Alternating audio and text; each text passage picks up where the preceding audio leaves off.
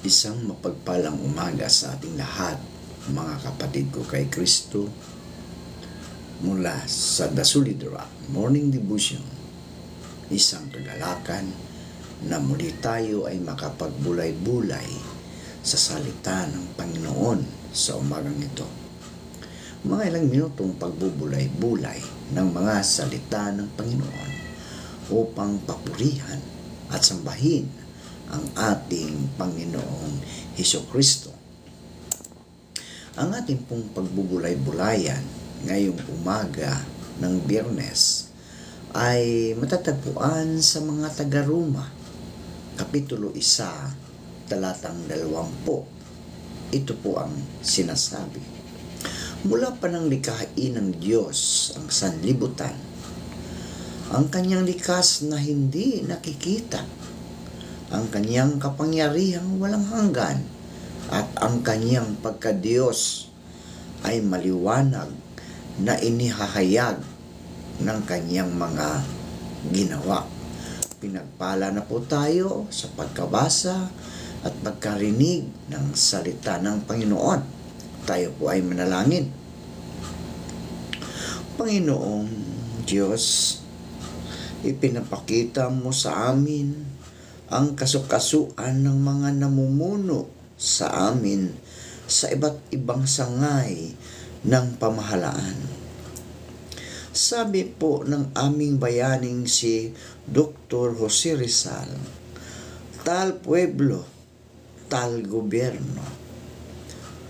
Kung ano ang mamamayan, ay siya rin ang pamahalaan. Dahil po ba kami ay naging kasing tigas na ng ulo ng mga Israelita noong sila ay nagpumilit na magkaroon ng hari gaya ng ibang bansa. At nang sinabi mo kay Samuel na ito ay dahil tinanggihan ka ng mga ng taong bayan, O Panginoon, at hindi si Samuel ang tinanggihan, na ang dahilan kung bakit ayaw na nila ng isang propetang nagtuturo sa kanila na manguna sa pamamalakad ng lipunan ay dahil ayaw na nilang pasakop sa iyo, O Diyos. Kung ganyan ang nangyayari sa amin, Panginoon, na kaya ganito ang pamunuan sa amin ay dahil sa katigasan ng aming mga ulo at pagmamalaki ng aming puso. O Panginoon, gawin mo ang kailangan upang ibalik ang aming bayan sa katinuan, pagkat parang nahihibang na ang tunog ng mga matataas naming opisyales. Parang sama-samang nababaliw ang mga matataas na opisyalis ng pamahalaan ngayon. O Diyos, para kaming nakaririnig ng mga Herodes na pumapalakpak ang mga tenga sa papuri ng madla at doon mo siya ini-strike down dead. Parin kaming nakakakita ng mga Nebuchadnezzar noong siya ay nabaliw, kumain ng damo, humaba ng walang humpay ang buhok, at kuko hanggang siya ay nag-aninong hayop. Ano pang mas kasindak-sindak ang aming makikita sa aming mga opisyalis, O Ama? Ano pang kahayukan sa salapi at kapangyarihan ang mabibisto, O Panginoon? Ama, kawaan mo kami. Kailan pa ang taong bayan, lalo na ang lahat ng mga mananampalataya, magising at magsisi sapagkat napakalayo na namin sa iyong imahin? Para ng mga hayop ang maraming naghari-harian sa amin. Patawarin mo po kami, Ama. Nagsusumamo kami. Kaming tumatawag sa iyo sa pangalan ni Hesus. Patawarin mo kami at dinggin mo ang aming pagmamakaawa at ang aming mga luha. Patawarin mo ang aming mga kababayan, ang aming buong bansa. Ibalik mo sa katinoan ng isip ang aming mga pinuno at hayaan mo silang magsisi at magbalik loob sa kabutihan. Ibuhos mo ang napakalakas na ulan ng pagsisisi sa natitigang naming mga puso sa Pilipinas. Dahil ikaw ay dakila at kami ay walang ibang matatakbuhan. Dahil ikaw ay walang sing banal at kami ay maruruming pulubi. Dahil ikaw ay ikaw at walang kapantay at kami ay hungkag at walang kabuluhan maliban sa iyong pagliligtas sa amin. Nakatira pa kami, umiiyak, nagsusumamo sa bukod tanging pangalang nagliligtas, ang pangalang Hesukristo. Amen at amen.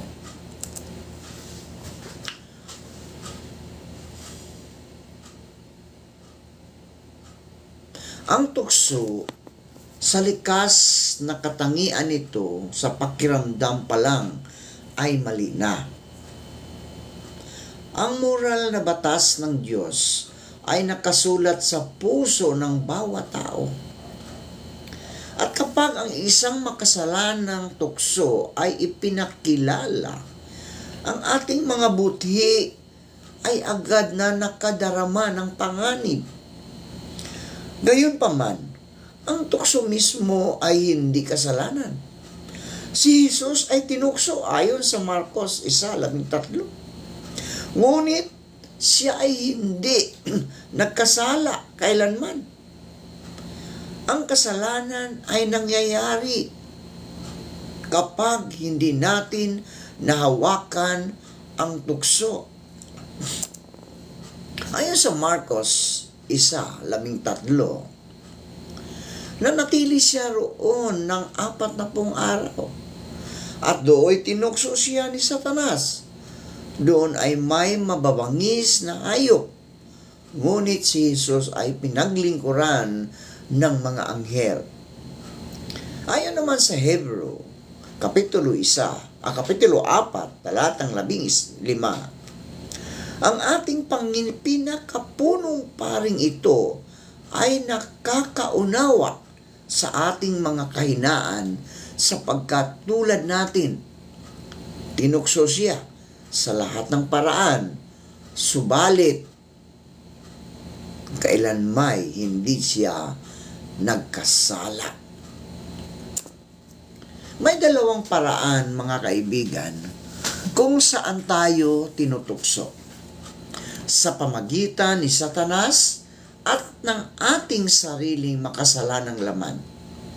Sa Gawa 5, makikita ng isang taong tinutukso o tinukso ni Satanas. Si Ananias at ang kanyang asawang si Sapphira na gustong magpakita na higit na espiritual kaysa sa tunay na kalagayan nila, ay nagsinungaling sa mga apostol at nagkunwaring ibinibigay nila bilang handog ang buong halaga ng ilang ari-arian na kanilang naibenta. Hinarap sila ni Pedro. Paanong pinuspos ni Satanas ang iyong puso na nagsinungaling ka sa banal na espiritu at nagtago para sa iyong sarili ng ilan sa pirang natanggap mo para sa lupain? Sa pagkakataong ito, mga kaibigan, alam ni Pedro na ang tukso ng pagsisinungaling ay nagmula kay Satanas. Si Ananias at ang kanyang asawa ay parihong sumuko sa tuksong iyon. No? So, ang pagtataksil kay Jesus ni Judas Iscariote ay iniugnay din sa impluensya ni Satanas. Ayon sa Lucas 22, talatang 3, pumasok si Satanas kay Judas na tinaguriang taga-Keriot na kabilang sa 12 alagad. Sa huli, dahil si Satanas ang Diyos ng sanglibutang ito at ang ama ng kasinungalingan, lahat ng kasamaan ay nagmula sa kanya. Gayunman, ang ating makasariling kalikasan ay kaalyado ni Satanas. Hindi natin kailangan ang pag-udyok ni Satanas para mag-isip ng mga makasalanang pag-iisip.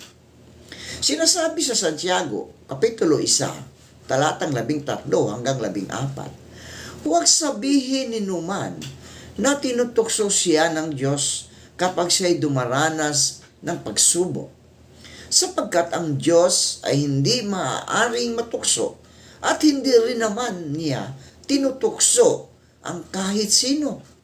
Natutukso ang tao kapag siya'y naaakit at nagpapatangay sa kanyang sariling pagnanasa.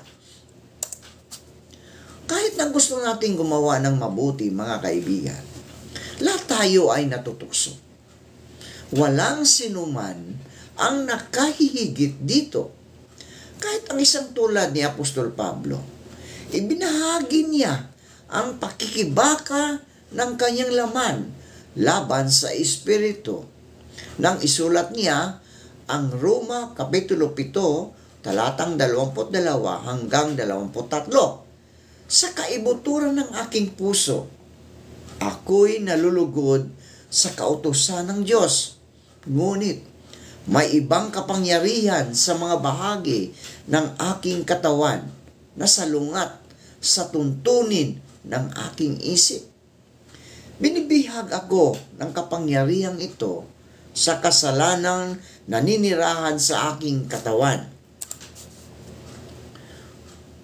Ang tukso sa sarili nitong anyo ay hindi kasalanan. Nagiging kasalanan lamang ito kapag pinahintulutan natin ang tukso na maging aksyon, maging sa ating isipan. Ang pagnanasa, halimbawa, ay kasalanan kahit na hindi ito ginagawa. Ayon sa Matthew 5, talatang 28. Ang kasakiman, no? Pagmamataas, pag-iimbot at inggit ay kasalanan ng puso. Kahit na hindi sila nakikita ng iba, sila ay kasalanan pa rin, mga kaibigan. Kapag sumuko tayo sa tuksong isipin ang ganitong kasalanan, nag-uugat ang mga ito sa ating puso at nagpaparumi sa atin.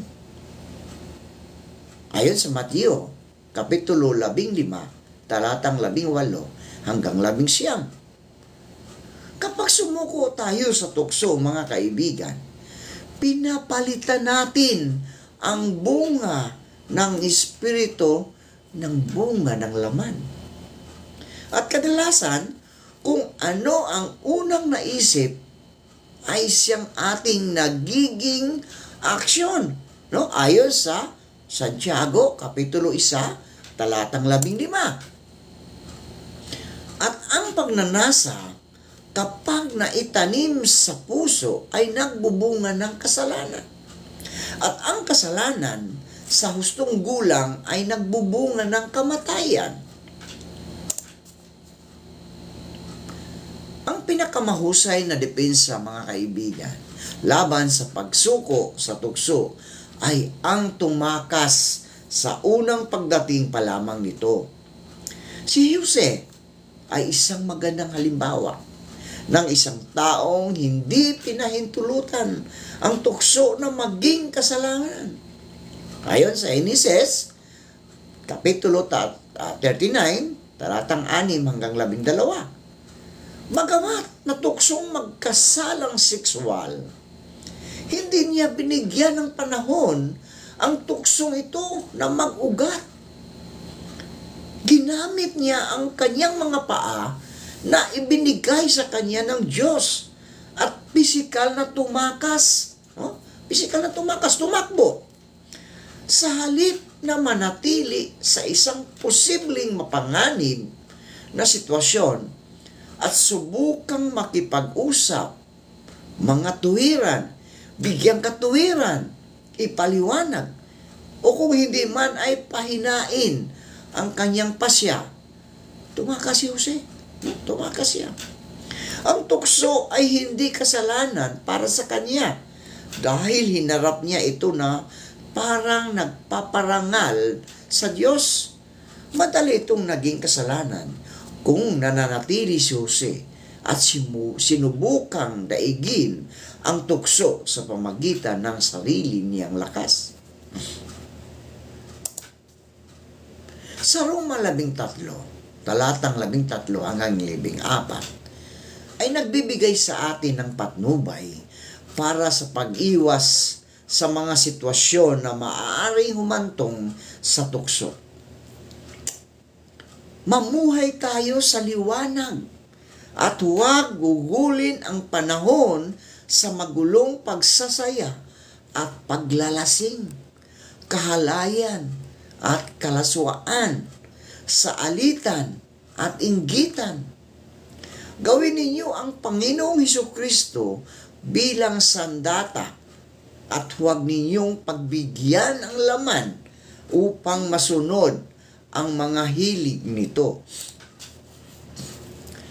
Kung magpapasya tayong huwag gumawa ng paglalaan para sa laman, ilalayo natin ang ating sarili sa mga sitwasyong maaaring masyadong mapang-akit.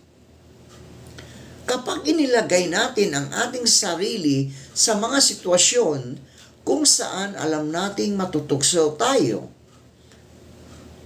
nag-iimbita tayo ng gulo. Nangangako ang Diyos na maglalaan ng paraan ng pagtakas kapag tayo ay tinutukso. Ayon sa 1 Korinto, Kapitulo 10, talatang 13. Ngunit kadalasan ang paraang iyon ay para maiwasan ang lahat ng sitwasyon. Takasan ang masasamang pagnanasa ng kabataan. Itinuturo sa atin ni Jesus na manalangin. Huwag mo kaming ihatid sa tukso. Lukas 11, talatang 4. Ngunit, mga kaibigan, mayroon tayong responsibilidad na bigyan pansin ang direksyon na kung saan pinapatnubayan tayo ng Diyos at iwasan ang unang anyo ng tukso hanggat maaari. Tayo po ay manalangin. Aming Diyos at Panginoon, salamat po sa pagbibigay mo sa amin ng pag-asa. Tulungan mo po kami bilang individual, bilang bansa, bilang pamilya, at higit sa lahat, bilang isang bansang Pilipinas na manumbalik sa iyong piling, na sumunod sa iyo ng buong katapatan. Tulungan mo po kami, Panginoon, na maging tunay na Kristiyanong bansa. Angkinin mo po kami bilang iyong mga anak. At huwag mo kaming ipaubaya sa mga kaaway dito sa lupa. Sa pangalan ni Jesucristo na aming Diyos at tagapagligtas. Amen.